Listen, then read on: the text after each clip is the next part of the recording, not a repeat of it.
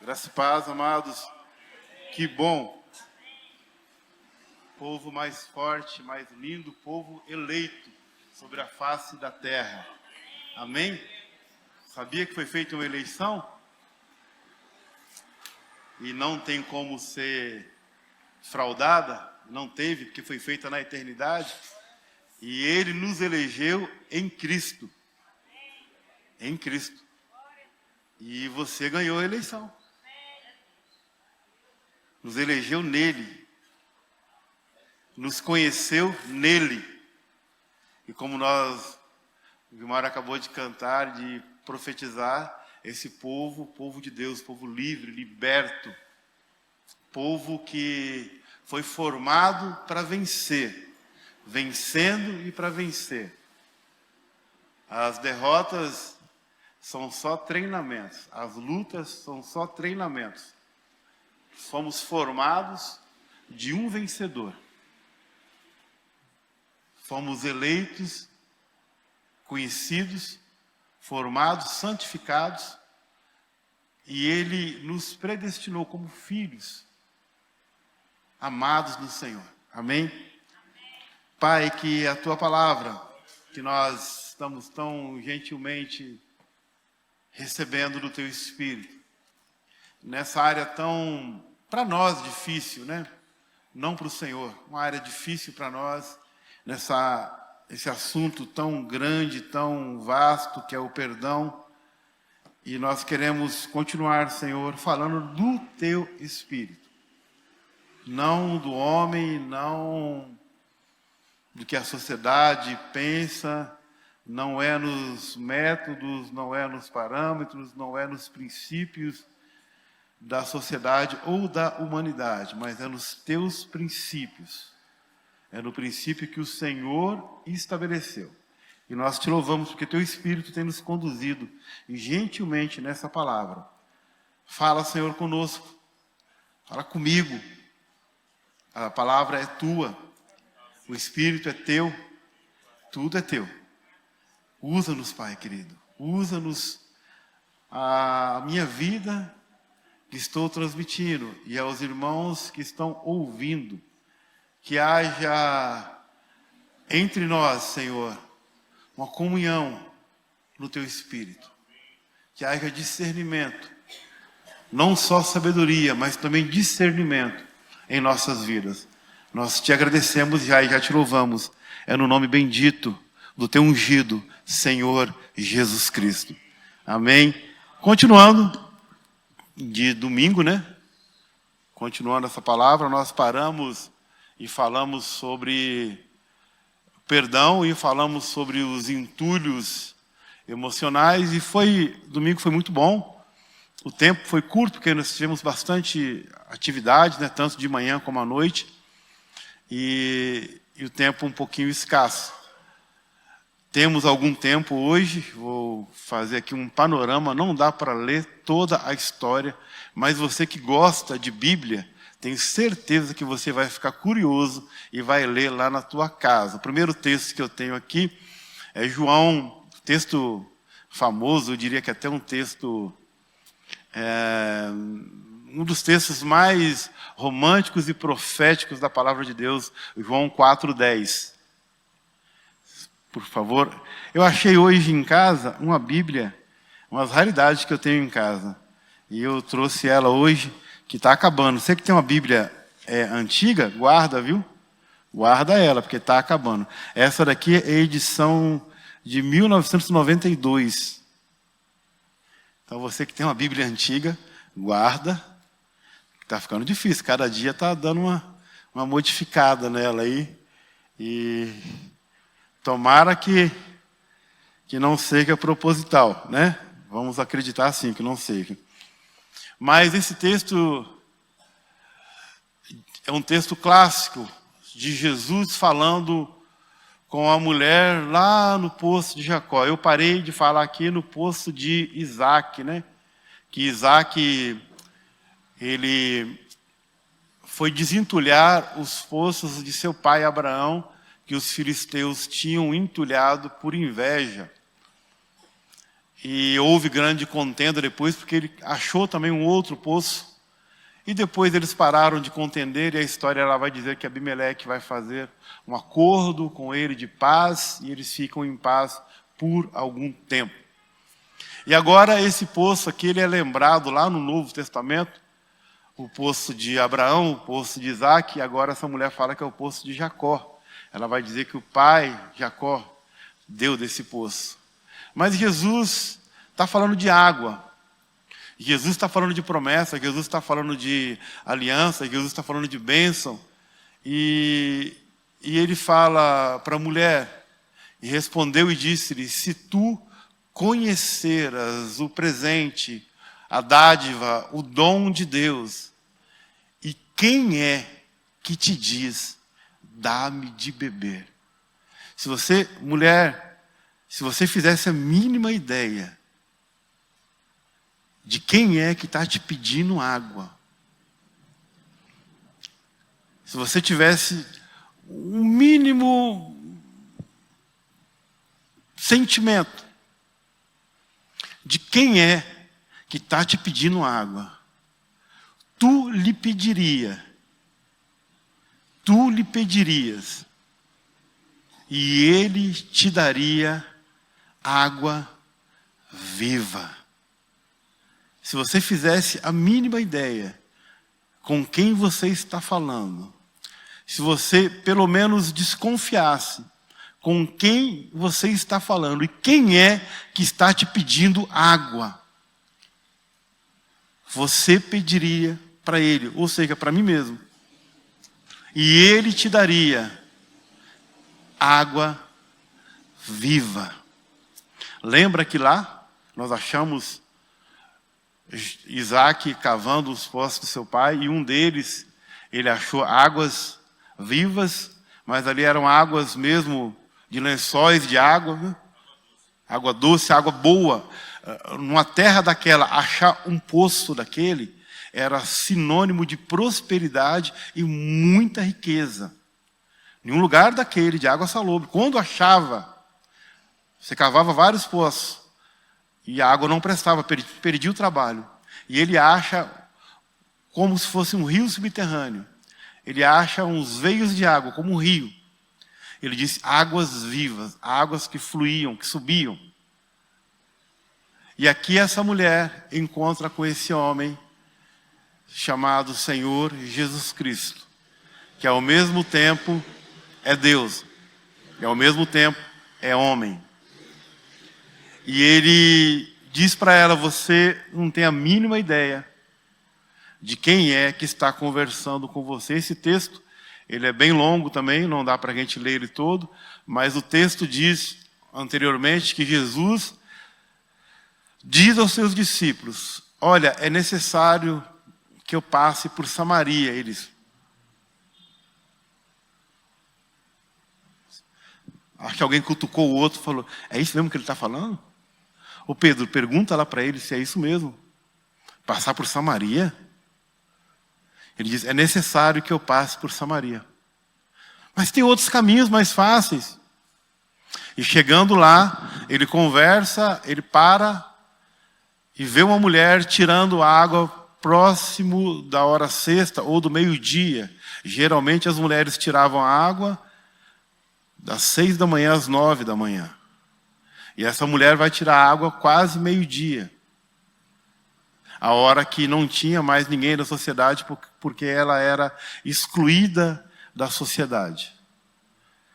E ela vai tirar água e encontra com um homem que tem a solução da vida dela. E esse homem começa a conversar com ela e pede para ela água, e ela estranha, e ela diz: é estranho isso. Primeiro, um judeu parar aqui em Samaria. Mais estranho ainda, um homem sozinho conversar com uma mulher. E mais estranho ainda, um homem conversar com uma mulher samaritana. E como é que você faz isso, sendo você judeu e eu samaritana? E ele diz: mulher, se você soubesse quem eu sou, eu vou tirar as diferenças da humanidade. Eu vou tirar os muros da humanidade. Eu vou tirar o preconceito da humanidade. Eu vou tirar todo tipo de soberba e de arrogância da humanidade. Eu vou arrancar o sistema religioso da humanidade. Se você soubesse com quem você está falando, eu vou trazer águas, que essas águas vão purificar. E depois ela pergunta, mas Senhor, tudo bem, eu quero dessa água então, para que eu não precise mais voltar aqui e tirar. Dá-me então dessa água. E ela continua ainda não entendendo. E ela retruca e diz, você é maior que o nosso pai Jacó, filho de Isaac, filho de Abraão. Você é maior do que ele nos deu esse poço, bebendo ele e sua família, e esse poço já vem de geração em geração, e agora você diz que você é maior do que esse poço? O sistema religioso já vem de geração em geração, tem que ser assim, tem que ser assado, tem que ser dessa maneira. Não pode mudar. Você é crente, isso na minha família, tá? Eu não vou na sua, não, vou só na minha. Vou só na minha. Na minha família, você é crente, mas a tua tia ou o teu parente é espírita, é católico, ou é do candomblé, ou da religião afrodescendente. Então você não pode ir na casa dela, porque os crentes falam que as trevas não têm comunhão com a luz, e realmente não tem. Mas o texto não diz que você não pode falar com o teu parente, que você não pode visitar o teu parente, que você não pode comer com o teu parente. Ah, mas eu vou comer na casa do meu parente, ele é feiticeiro, e se eu beber, a água lá vai me contaminar. Não, o teu parente ele só tem outra religião, ele não tem lepra.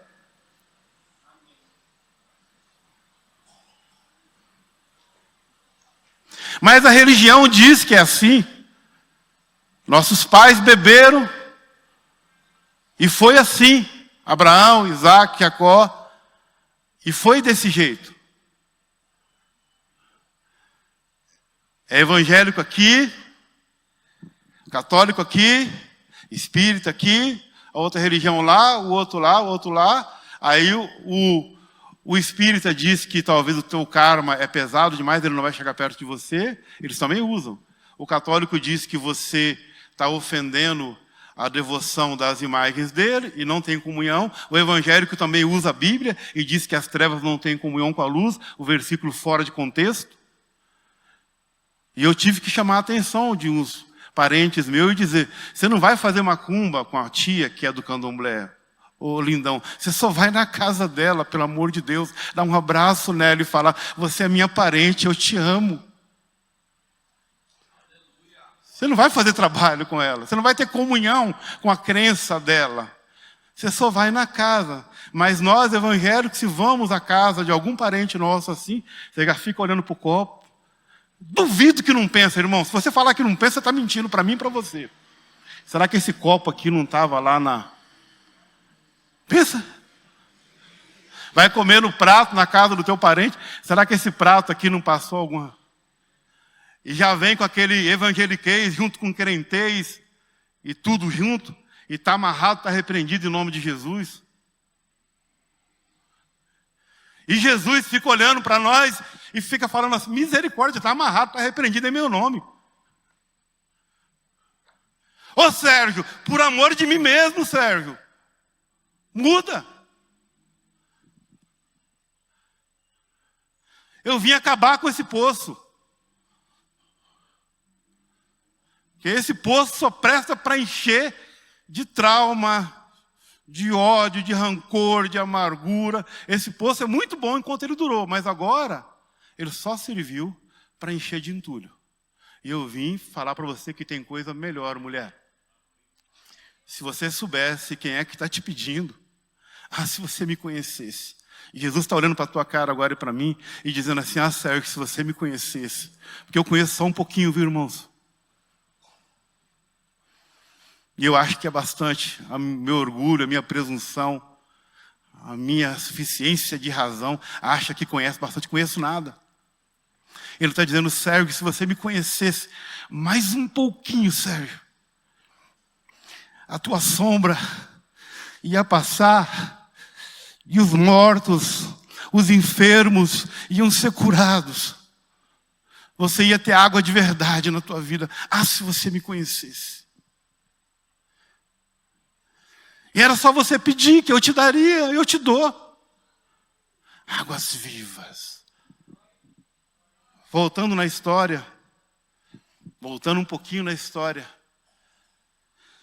desses homens, você entendeu o que aconteceu nessa família, já que está falando deles, e já que eles são lembrados aqui, o texto vai dizer, lá atrás, Gênesis capítulo 27, vai dizer que, eu vou só lendo alguns versículos, não vou ler tudo, vou contando e ler alguns versículos, só porque é muito longo o contexto, mas eu achei muito interessante falar disso, porque está tudo ligado. Esse encontro do Antigo Testamento, o desfecho foi feito exatamente nesse poço, exatamente com essa mulher samaritana. E aconteceu que depois de tudo aquilo, que Isaac fez um acordo com Abimeleque, enfim, gerou filhos, tal, Jacó encontra com a sua esposa lá na frente, casa, foi uma bênção. Antes de tudo isso, o que esse menino foi parar tão longe de casa? Aconteceu que o pai estava velho, capítulo 27 vai narrar isso, e ele decide abençoar o seu filho primogênito. Um pouquinho mais atrás você vai encontrar que Esaú despreza o seu direito de ser o primogênito, o seu direito de primogenitura. Ele despreza e troca por um prato de lentilhas. Esse texto é tão impactante que ele vai ser lembrado lá no livro de Hebreus. E vai dizer que Esaú, ainda que buscou com lágrimas, não teve volta, não teve lugar para arrependimento. E ele quer abençoar. E ele fala, olha, meu filho, vai, Esaú, eu estou velho, os meus dias estão se aproximando, busca uma caça. Faz um guisado gostoso, daquele que você sabe que eu gosto. E vem porque eu vou te abençoar. E o menino vai, o rapaz vai e busca essa caça. Só que a mãe, Rebeca, estava de olho. E ela ouviu o pai dizendo, só que por que essa mulher faz isso? Um pouquinho atrás, você vai encontrar que Esaú casa com 2 mulheres, filhas de Heteus. E diz que essas mulheres foram amargura de alma para Isaac e para Rebeca. Olha o que uma mãe, com amargura de alma, chega. O pai, o texto, um pouquinho atrás, vai dizer que ela e o pai, Isaac e Rebeca, ficaram muito amargurados, porque ele tinha tomado mulheres de outras nações. Bom, ela ouviu e ela falou, olha, o teu pai está planejando abençoar o teu irmão. Faz o que eu estou te falando. Vai lá, pega 2 cabritos, tenros, novinhos, que eu vou fazer um guisado do jeito que teu pai gosta. Mas mãe, tal. E se ele descobrir, sabe o que essa mulher falou? Se tiver alguma maldição, eu assumo. Olha o que essa mulher fala. Se tiver alguma maldição, meu filho, que caia sobre mim. Aí ele vai, busca esse guisado gostoso e faz, e a mãe diz, mas tem um pequeno problema, o teu pai só está cego, não está doido. O olfato dele ainda funciona, os ouvidos ainda funcionam. Ele só está cego. Eu vou colocar aqui uma cobertura de pele nas tuas mãos e no teu pescoço. E o irmão era peludo, ele era liso, né? E eu vou te vestir as roupas dele. E vestiu as roupas, e ele fez, estou só contando porque é muito texto, não dá nem para pensar em ler. E ele foi e fez conforme a mãe queria, e chegou até o seu pai. Quando ele chega ao seu pai, já estamos aqui agora no versículo 18, 27, 18 de Gênesis, diz assim, e este levou, isso, 27, 18. E veio ao seu pai e disse, meu pai. E ele disse, eis-me aqui, quem és tu? Quem é você, meu filho? Próximo, por favor. A gente vai ler esses 3 ou 4 versículos. E Jacó disse ao seu pai, Esaú, eu sou Esaú, o teu primogênito. Tenho feito como me dissestes, que a mãe já tinha falado. Levanta agora e come, assenta-te, come da minha caça, para que a tua alma me abençoe. Próximo. E disse Isaque a seu filho, como é isto que tão cedo, tão depressa, achastes, filho meu? E ele disse, porque, gente, aí a coisa ficou feia agora. Coloca Deus no meio da mentira. Quantas vezes nós colocamos Deus no meio das nossas mentiras? Deixa quieto, né? A irmã está balançando. Não, nem fala, pastor, deixa para lá. Vamos ficar na misericórdia. Vamos ficar quieto. Né? Põe Deus no meio da mentira, porque o Senhor, teu Deus, a mandou ao meu encontro. Próximo.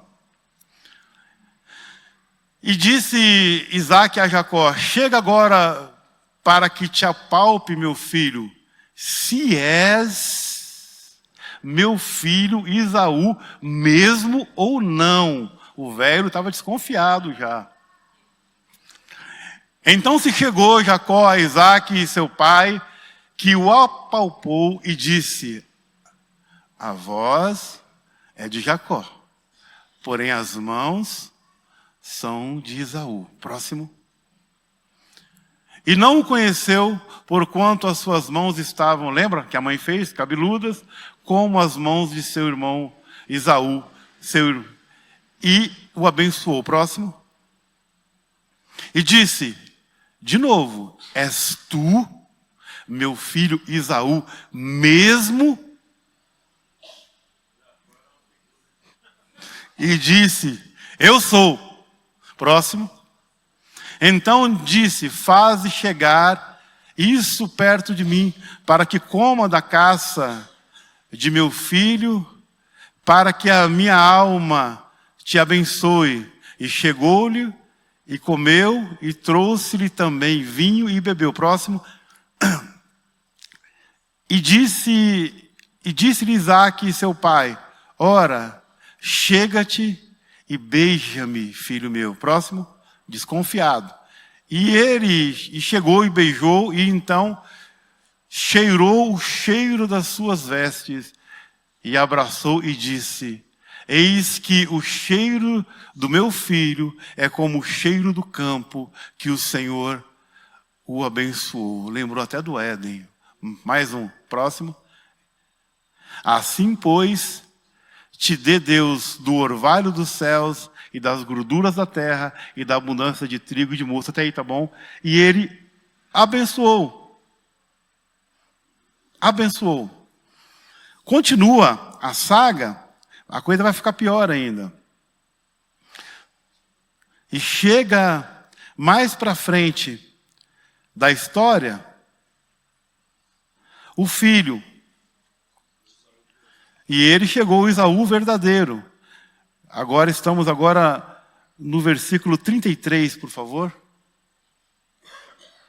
Então, quando o Esaú verdadeiro chegou, diz assim, então estremeceu Isaque de um estremecimento muito grande.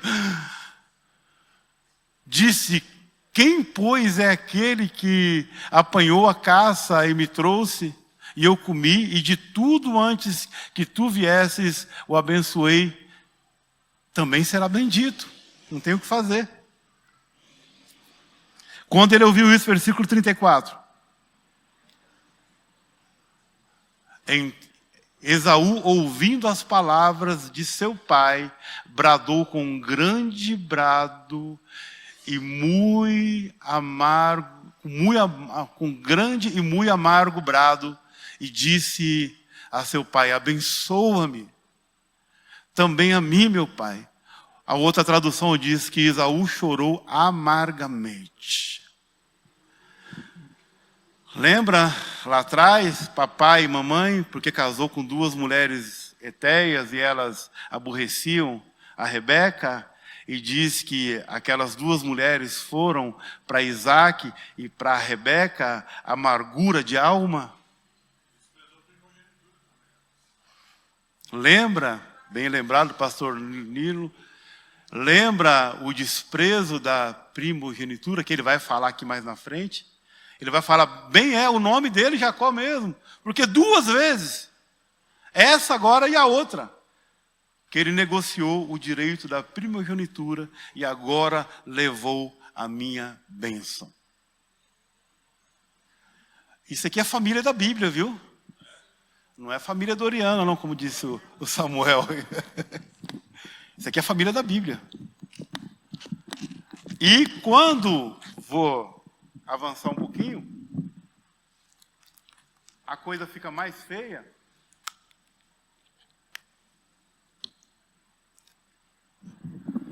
Quando a coisa fica mais feia, e ele descobre tudo,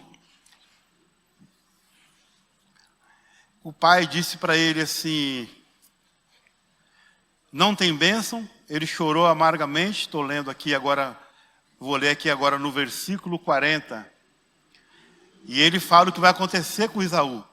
Ele diz assim, versículo 40.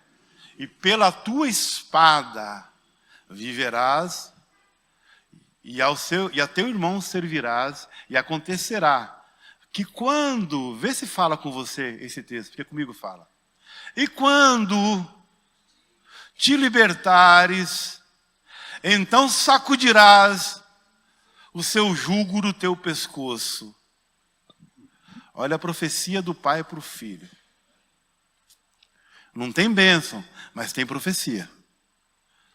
Olha, meu filho, você vai viver pela espada, você vai ser guerreiro, você vai ter homens ao teu trabalho, você vai prosperar também. Só que vai chegar um dia que quando você sacudir, quando você for liberto, quando realmente você for liberto, de verdade, que a maioria de nós ainda não somos, a maioria de nós ainda não perdoamos de verdade. Eu não vou entrar nisso. A gente vai falar aqui o ano todo de perdão. Pode falar, o ano todo. E mesmo assim, a grande maioria não perdoa de coração. Então, ele está dizendo que há uma profecia aqui de libertação. Esse jugo, esse peso. Porque qual era o jugo? Ele falou, o dia que papai morrer, quando passar o luto do papai, eu te mato. Pode marcar. Ou seja, marca na tua agenda. O dia que papai morrer, e quando passar o luto, eu vou te matar.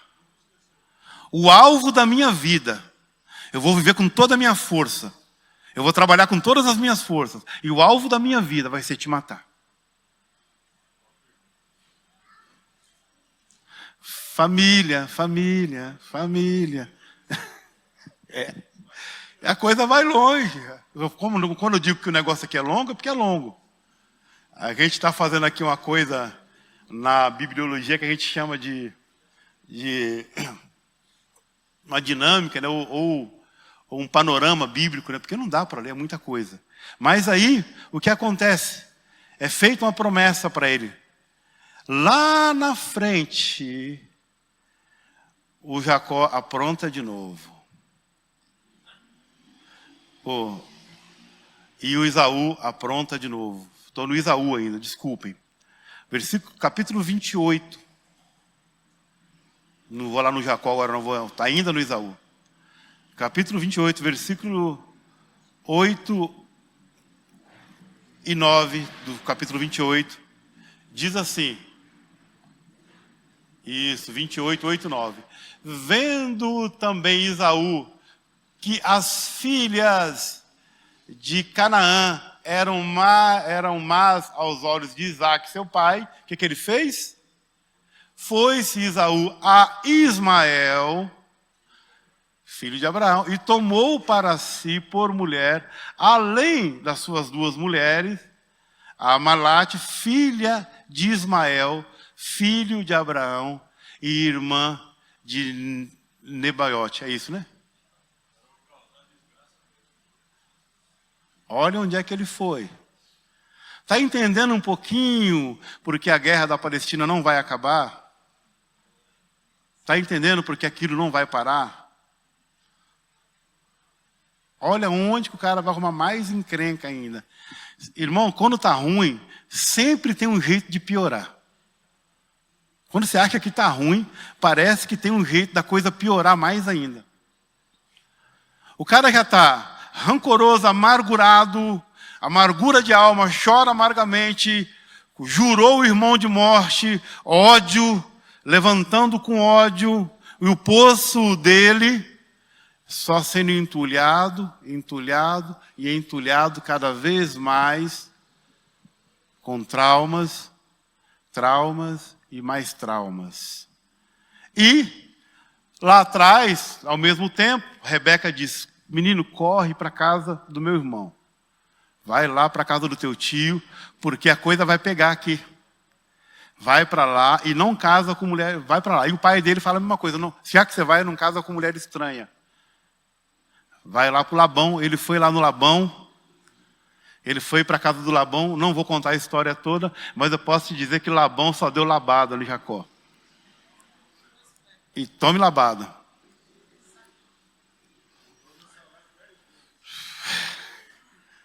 Pensa num homem para sofrer injustiça. Foi Jacó. Pastor Lírio está lembrando do texto aqui. Falei que não dá para ler. Mudou o salário desse homem 10 vezes. E isso fora, ele encontra, casa então com a sua prima,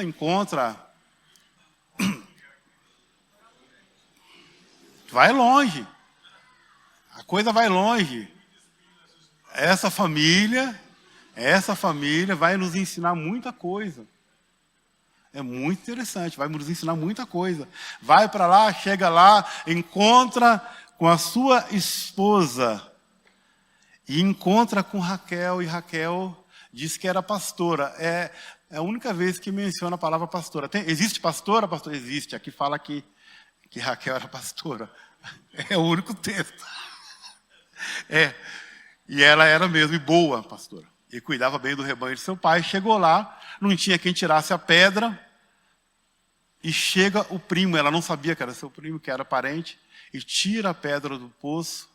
E quando ela ficou sabendo que eles eram parentes, disse que ela abraçou e chorou. Depois chega Labão, reconhece e fala: você é osso dos meus ossos, carne da minha carne, você vai ter tudo que tem aqui. No princípio foi legal, né? Mas depois vai pensar que palestino dá moleza para alguém, né? Depois você fica amigo, você ganha tudo. Enfim, ele encontrou com Raquel e queria casar com Raquel de toda maneira, e o tio viu, e o tio falou: mais um negócio bom para Labão, não é? Esse negócio vai ser da boa. Aí ele disse: já que você quer, eu vi, então, trabalha por ela, e eu te dou ela. Aí vem a Lia, todo mundo sabe da história. Casa com a Lia, foi. Engraçado, né, que o enganador começa a ser enganado, né? Tá vendo como é que Deus não deixa passar nada? E de vez em quando você está sofrendo e você fala assim, sutilmente, fala para você mesmo, né? É aquela conversa comigo mesmo, né? E você fala assim: não sei que mal que eu fiz para Deus, por que eu estou sofrendo tanto? Aí talvez, se você ouvisse o seu eu, o comigo mesmo, ele falaria para você: você sabe sim. Você sabe. Você não fez mal nenhum para Deus. Ninguém pode fazer mal para Deus. Mas você fez para você mesmo. E a gente sabe quando tem culpa no cartório, né? E ele fica de boa, trabalha de boa. E trabalha, mas foi enganado. Quando ele acorda de manhã, depois da festa, bastante vinho e festa, né? Casou com a Fiona, só que quando acorda era o ogro. Só os mais jovens para entender, né? Casou com a princesa, acordou com a bruxa. Só para comparar. Ela não é que ela era horrorosa, nada disso. É que ela não tinha a formosura que Raquel tinha. É isso. Ela tinha a sua beleza própria, né? Vamos deixar a brincadeira. Todo ser humano tem a sua beleza. Vamos pegar leve, né? Mas ela não era linda, daquela mulher que vocês mulheres ficam com raiva dela. Sabe quando vocês mulheres veem uma mulher tão bonita que vocês falam, mas a infeliz é bonita, né? Mas, e precisa andar assim, toda apertada, toda desse jeito? Aí vocês mulheres falam, e precisa se mostrar tanto assim? Porque sabe que é bonita mesmo, né? E sabe que chama a atenção, aquela que para o trânsito, né? E eu creio que a Raquel deveria ser dessas, né? Porque o menino apaixonou por ela. E a decepção grande, o tio falou, fica tranquilo, eu te dou também ela. Você trabalha mais 7 anos, 14 agora.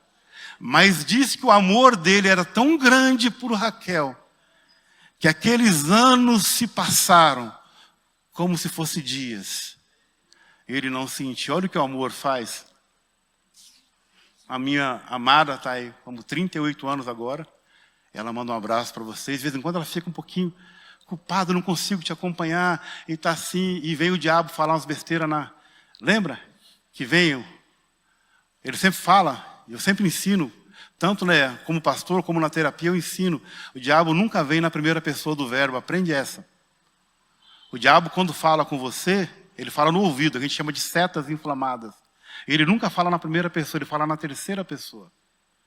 Você é uma pessoa maravilhosa, você tem que se dar mais valor, você está sendo isso, você está sendo injustiçado.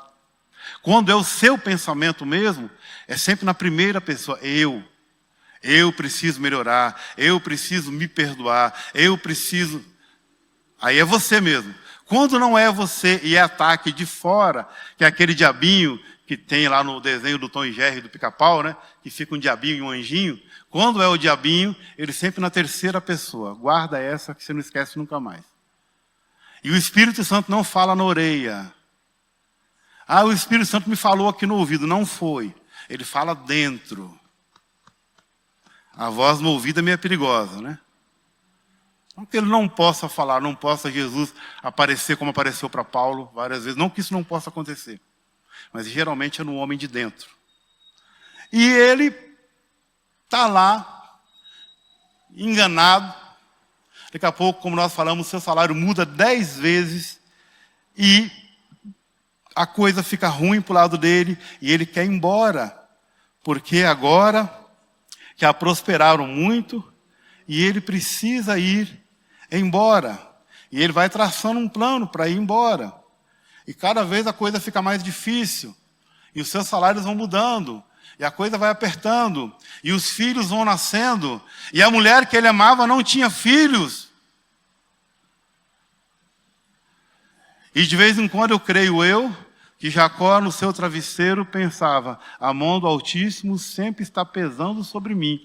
Porque tudo aquilo que eu não quero acontece. E o que desejo o meu coração dificilmente acontece. A mulher que eu amo não tem filhos. E a filha de Lia é parideira de primeira. E ainda as escravas de Lia são parideiras também. E a família está aumentando para o lado de lá e para o lado de Canada. Até que nasce o seu primeiro filho. Bom, ele quer ir embora. Ele quer sair daquela vida que já prosperou. E faz um plano de ir embora. Mas ele sabe da promessa. Lembra? 20 anos. Como é que eu faço agora para voltar? Como que eu faço para voltar? E ele traça um plano. E quando ele traça um plano, ele pensa como vai fazer. Como que ele vai sair dessa? E ele tem um sonho um dia. E nesse sonho ele vê uma escada. E ele vê a presença de Deus.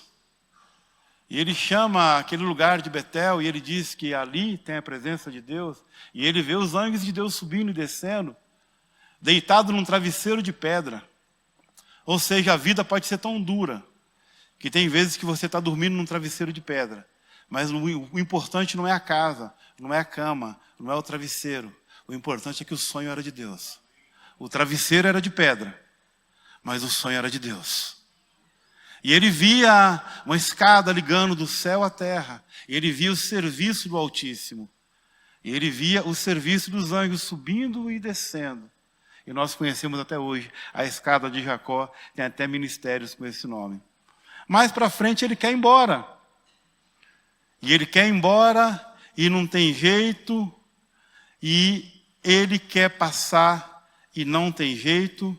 E lá agora, lá no capítulo 32, quero ler com vocês só do versículo 23, 32, 23, lá na frente.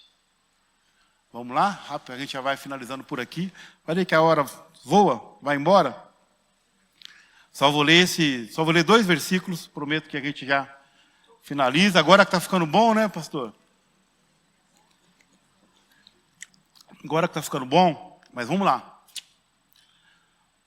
E tomou e fê-los passar adiante do ribeiro, o quê? Tudo quanto ele tinha, porque ele ia passar e sabia que o irmão dele ia encontrar com ele. E a notícia chegou, Jacó está voltando. E o irmão queria encontrar com ele, ele ficou sabendo. Ele vai passando as suas coisas. E passa, vamos lá, continua. Só mais um pouquinho para a gente entender esse contexto. Próximo versículo. E vendo que não...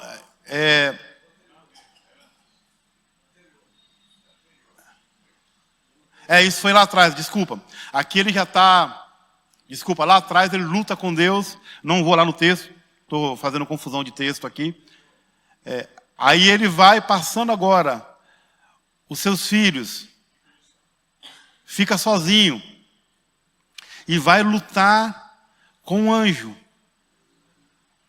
E o anjo vai lhe fazer uma pergunta. E ele não quer soltar o anjo. E no versículo 27, 32, 27, desculpa, né? Eu falei 33. É 32, 27 agora. Eu que falei o texto errado para os meninos lá. 32, 27. Quando ele vai lutando, o anjo pergunta para ele: eu não vou te soltar, eu não vou te soltar. E o anjo pergunta para ele, Deus pergunta para ele, e disse-lhe: qual é o teu nome? Lembra lá atrás, o velho, cego? E o velho perguntando: quem é? Ele: eu sou Esaú. Pois não. Segunda vez o velho: és tu, meu filho Esaú mesmo? Claro que sou eu. Ele diz: então chega aqui para que eu te cheire e sinta que é você. Enganou um velho. Agora está diante de Deus, Deus perguntando para ele: escuta, rapaz, qual é o teu nome de verdade? Quem é você de verdade?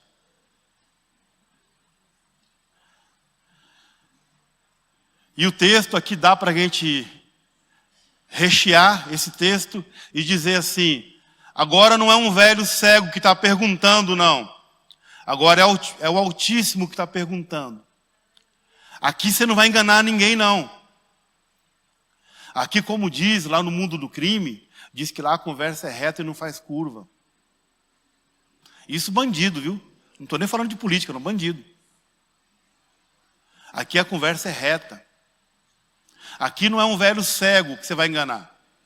Aqui não é teu pai, não é tua mãe que te defende, que passa a mão na tua cabeça. Não é tua mãe que esconde as tuas mazelas, não. Aqui não é teu pai que vai te quebrar o galho. Aqui não é homem, aqui não é a igreja que você engana. Aqui não é os irmãos que você engana. Agora aqui é Deus. Fala para mim quem é você. Qual é o teu nome? E disse ele o quê? Jacó.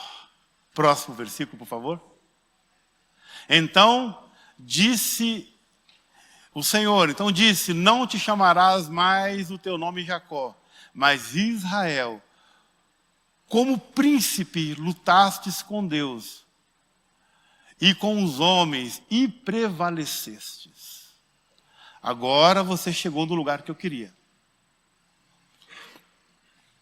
Agora nós estamos conversando cara a cara. Agora volta a pergunta lá da frente.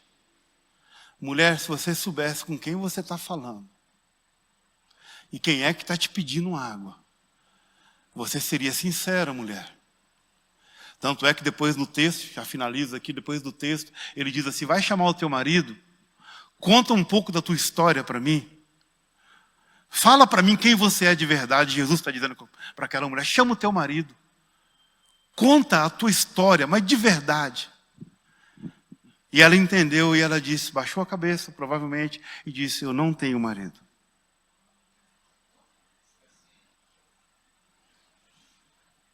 Eu não tenho mais esperança.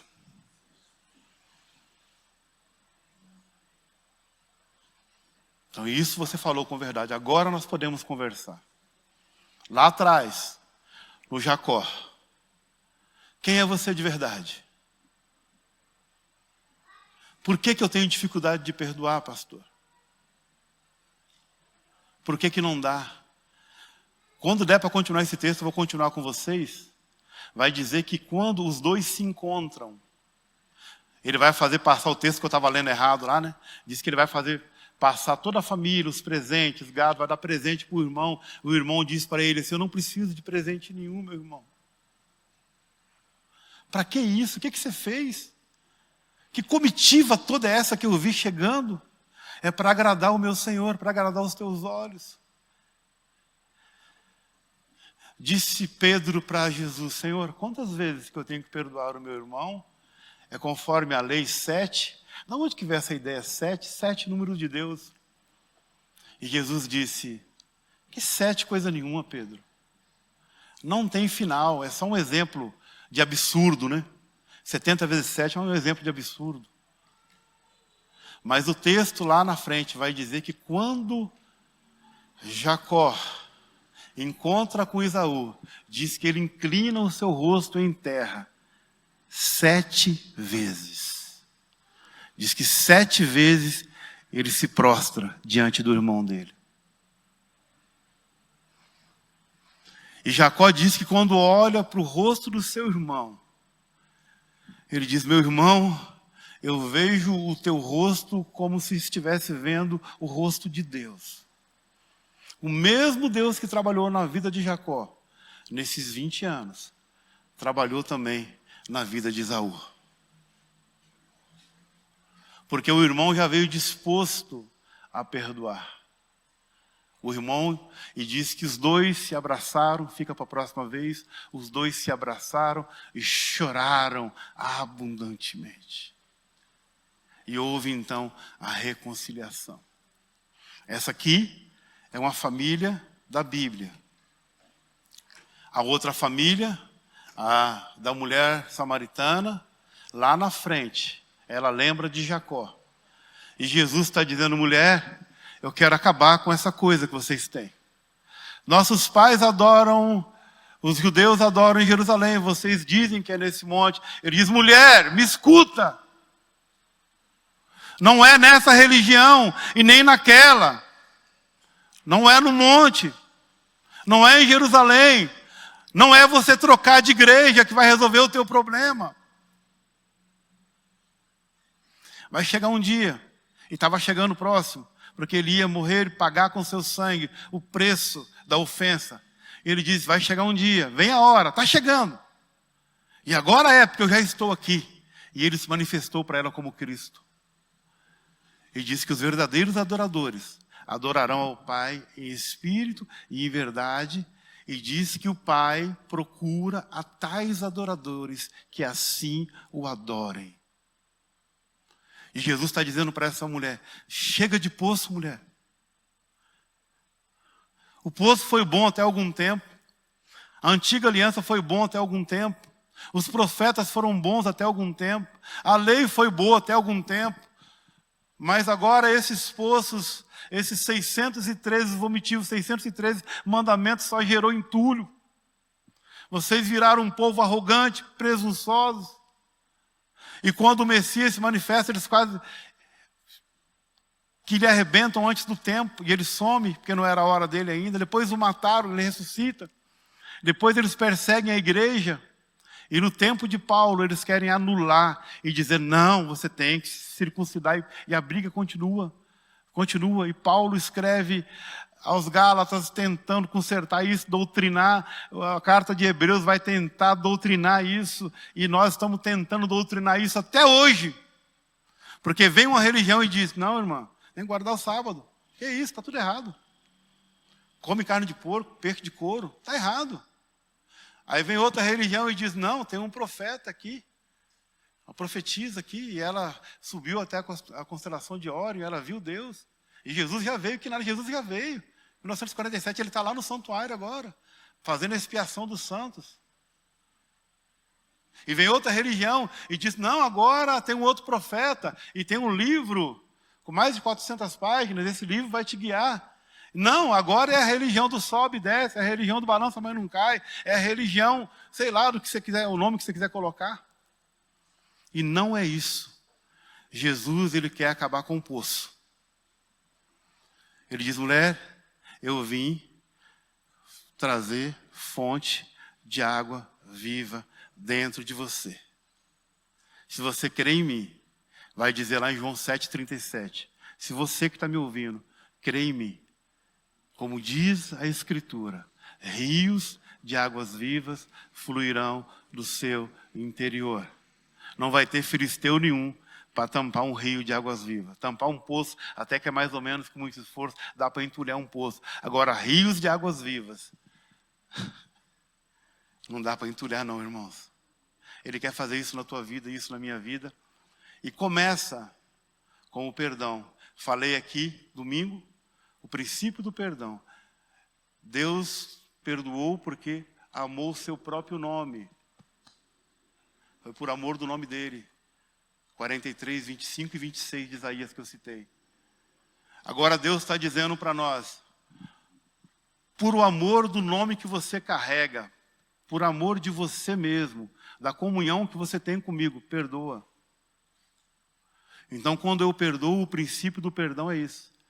É por amor à minha vida. Primeiro, para que eu possa ser um rio de águas vivas, para que possa dar de beber a outras pessoas. Continuamos assim numa próxima oportunidade. Deus os abençoe em Cristo Jesus.